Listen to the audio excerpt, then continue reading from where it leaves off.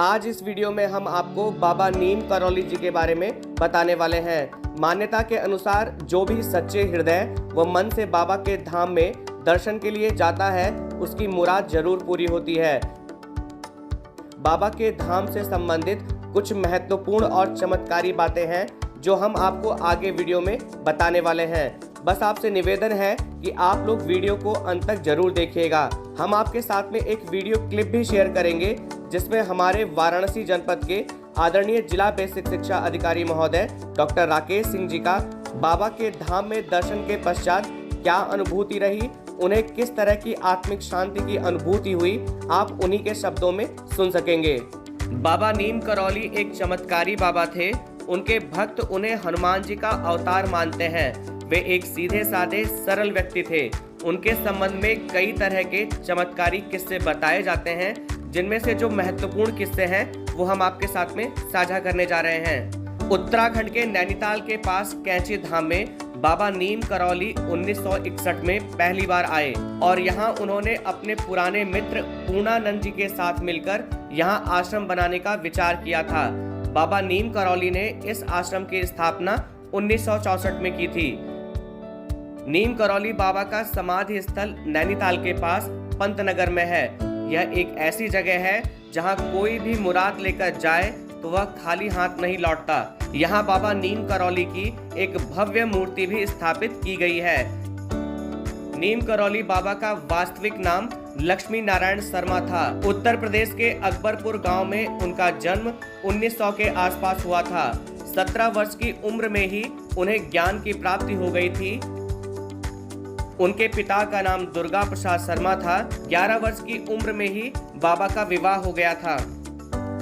1958 में बाबा ने अपने घर को त्याग दिया और पूरे उत्तर भारत में साधुओं की भांति विचरण करने लगे थे। उस दौरान लक्ष्मण दास, हांडी वाले बाबा और तिकोनिया वाले बाबा सहित वे कई नामों से जाने जाते थे। गुजरात के ववानिया मोरबी में तपस्या की तो वहां उन्हें तलैया बाबा के नाम से पुकारने लगे थे। अब आइए हम आपके साथ में उस वीडियो क्लिप को शेयर करते हैं जिसके बारे में हमने आपको शुरुआत में बताया था कि हमारे आदरणीय जिला बेसिक शिक्षा अधिकारी महोदय जी का मंदिर में दर्शन के पश्चात जो उनके मनोभाव रहे वो उन्हीं के शब्दों में सुना जाए। उसके बाद हम मंदिर से संबंधित कुछ और महत्वपूर्ण चमत्कारी बातें हैं जो आपके साथ में साझा। इस समय हम उपस्थित हैं नीम करौली धाम में। आप देख रहे हैं कि यह कलकल गति से बहती हुई नदी क्षिप्रा नदी। बाबा नीम करौली को यह स्थान बहुत अच्छा लगता था। अक्सर वो इस नदी के किनारे बैठते थे। जब कोई गंभीर चिंतन, गूढ़ रहस्य या अपने को एकांतवास में जाने की इच्छा व्यक्त करते थे, इस नदी पर वो जरूर जाते हैं। ठीक इसी नदी के बगल में दाहिनी तरफ आप देख पा रहे हैं ये बाबा नीम करौली का मंदिर है, जो कि प्रातः 6 बजे से शाम को 6 बजे तक खुला रहता है। आप देख सकते हैं कि कितना अद्भुत स्थान, कितना अद्भुत दृश्य ये लग रहा है। अजीब सी शांति है। जब मैं इस प्रवेश क्षेत्र से 3 किलोमीटर कोई पहले था तभी से एक बहुत अद्भुत आध्यात्मिक सुगंध चारों तरफ वातावरण में बिखरी हुई थी।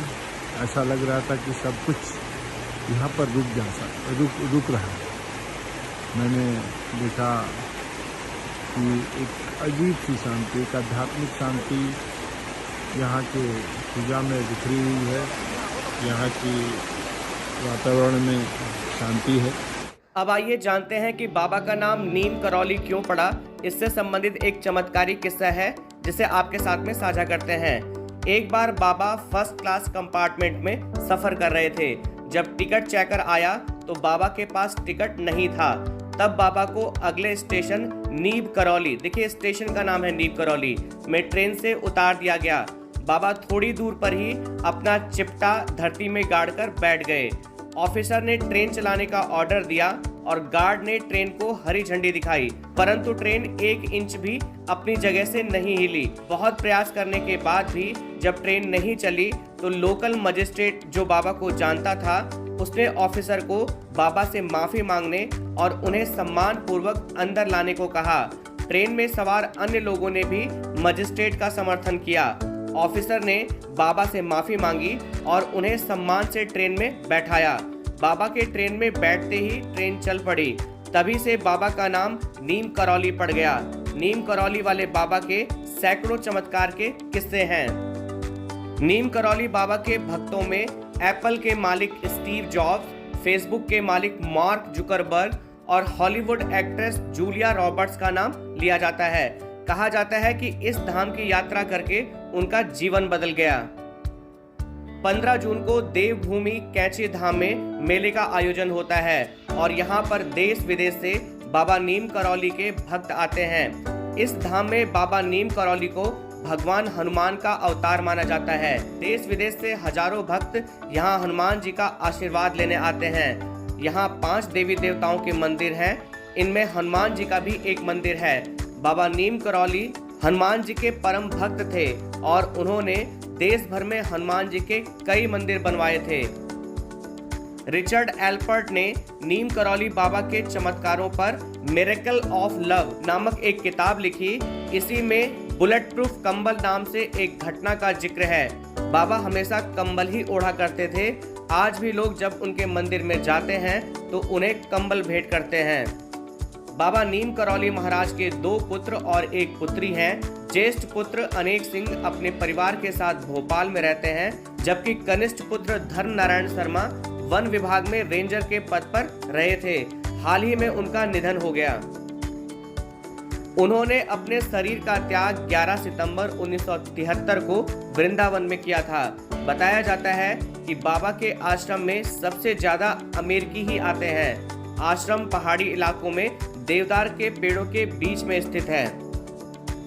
हम आशा करते हैं कि इस वीडियो के माध्यम से बाबा नीम करौली और उनके धाम से संबंधित जो महत्वपूर्ण और चमत्कारी बातें आपके साथ में साझा की गई, जिसके माध्यम से निश्चित तौर पर आपकी जानकारी में वृद्धि हुई होगी। तो आपको जब भी समय मिले एक बार आप बाबा के धाम में दर्शन अवश्य करें।